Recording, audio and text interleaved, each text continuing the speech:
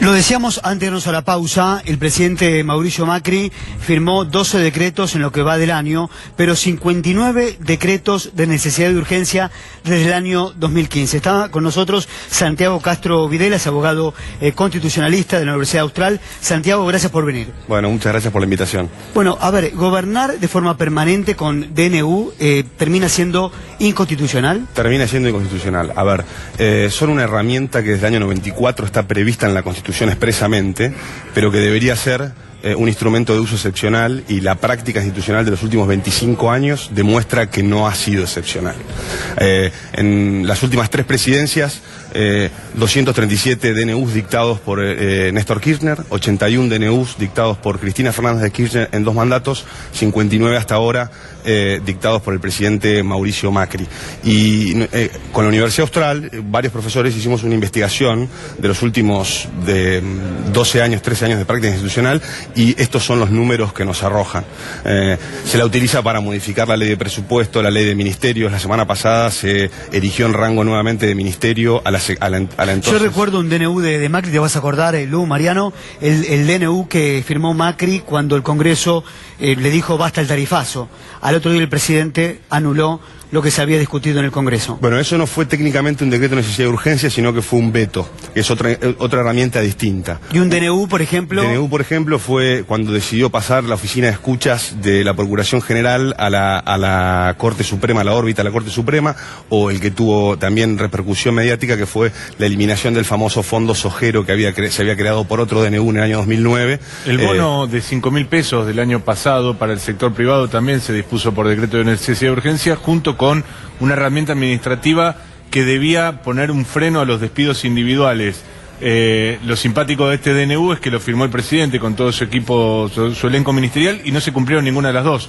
Pocos sectores pagaron el bono de 5.000 pesos.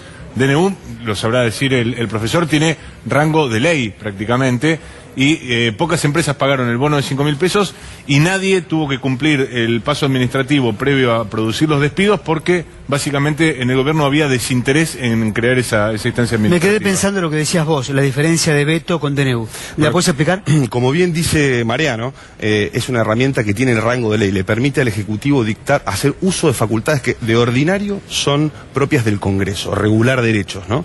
Entonces, tiene rango legislativo. El veto es una herramienta institucional que está en el procedimiento de formación y sanción de las leyes. Cuando el Congreso sanciona una ley, el Poder Ejecutivo puede vetarla total o parcialmente, y el Congreso puede incluso insistir con una mayoría grabada y hacer prevalecer su voluntad por sobre la del Ejecutivo. Pero en el caso de los decretos de necesidad de urgencia, es sin habilitación del Congreso, el presidente dicta una norma que tiene rango de ley. ¿Y eso qué hace?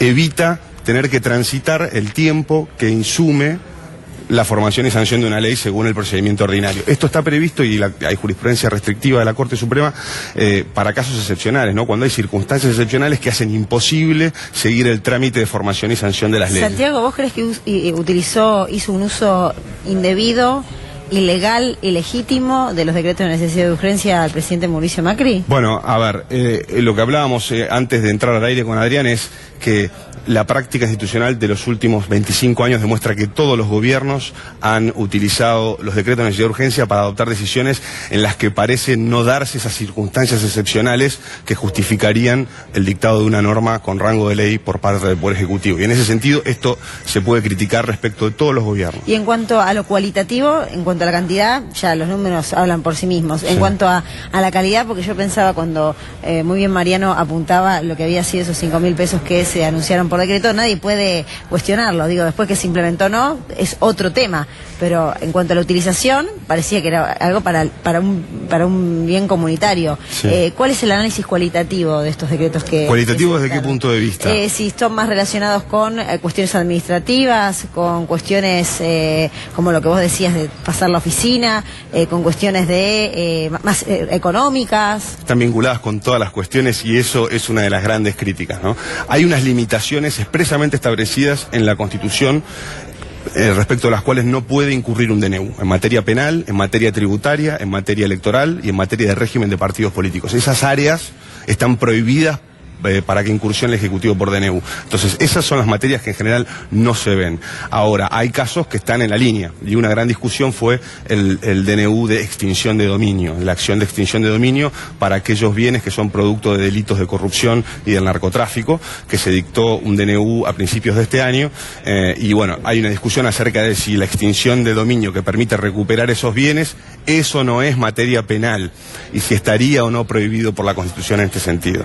Bien, muchas gracias por haber venido, muy amable. Un placer. Gracias.